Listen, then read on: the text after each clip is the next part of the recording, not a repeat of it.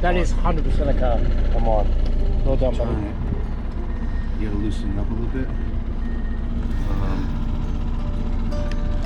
So if there's a T intersection right at the top there, you've got the guardrail.